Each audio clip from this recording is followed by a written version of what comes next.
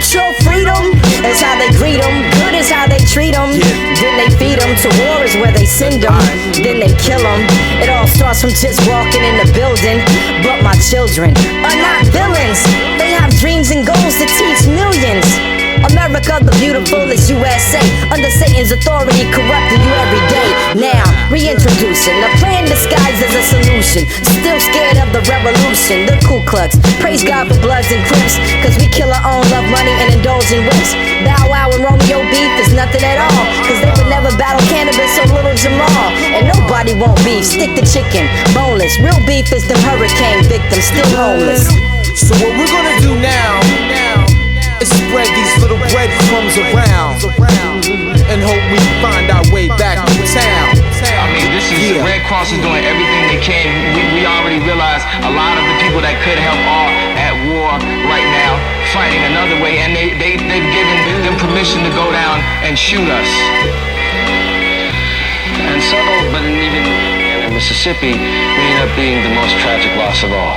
George Bush doesn't care about black people. It's for this moment Michael to pray. This visitation day, he get to see his daughter Jay. This little girl is beaming, Mike's a #1 fan. Let's stop at Burger Bar, I got the whole day planned. He takes her in and lets her order all by herself. While they waiting for their food, the next guy wants something else. A large Coke, a fry, and all of the safe funds. You heard the worker screaming as he pulled out his shotgun. And Mike became her hero and wrestled the gun away. The robber got shook up and attempted to run away. He was called Mike's a hero with news stations and bucket. Until they found some dirt on his previous years of thugging. Now Mike is not a dad out there protecting his child. He's another ex-con awaiting his next trial. What we have here is another example of hip-hop culture bringing murder and mayhem into the rest of our society.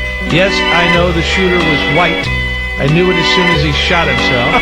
Hip-hoppers don't do that. They shoot and move on to shoot again. The sky is falling, fiends still proud, the streets with that hunger. G's still in the beef with that thunder. See what the world's become of. Nightfall, we get dumber. Snowman in the summer, popping shots in neighborhood watch. The good die snitching. Cooks in Hell's Kitchen, stir gravy as it thickens. Enough to get your local crime boss to observe the ghetto panoramas, the cannons profess murder. Little man like who want it, but be the first to get pampered up in ICU by the nurses quick. Young black mothers running around headless. So why is it shocking that these white chicks are pregnant? In high school it's old news, prehistoric like the phone booth. When tragedy appears to call on the one who died in roads. I've been told the key to our redemption, so I suppose the live soul begins the reinventing. 85% black school, who's the one who did all the killings? As always, the white kid. So when John Gibson blames black people for it, nothing, zero, silly. You can get away with it. When they say, hey, it's all Muslims doing it, oh, you can say that all day long. Nobody's ever gonna bother you about it. Amore mio, passione mia, vieni vicino a me. In un momento, tutti i momenti, la vita tuoi con me. Si aprire già la porta, strada si If our bodily actions all have physiological causes, our minds become causally unimportant. It is only by bodily acts that we can communicate with others or have any effect upon the outer world. What we think only matters if it can affect what our bodies do.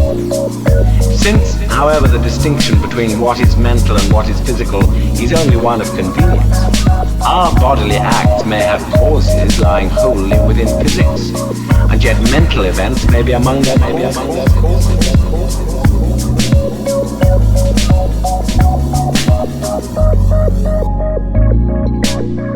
Are our bodily acts determined by physico-chemical laws? And if they are, is there nevertheless an independent science of psychology in which we study mental events directly, without the intervention of the concept of matter?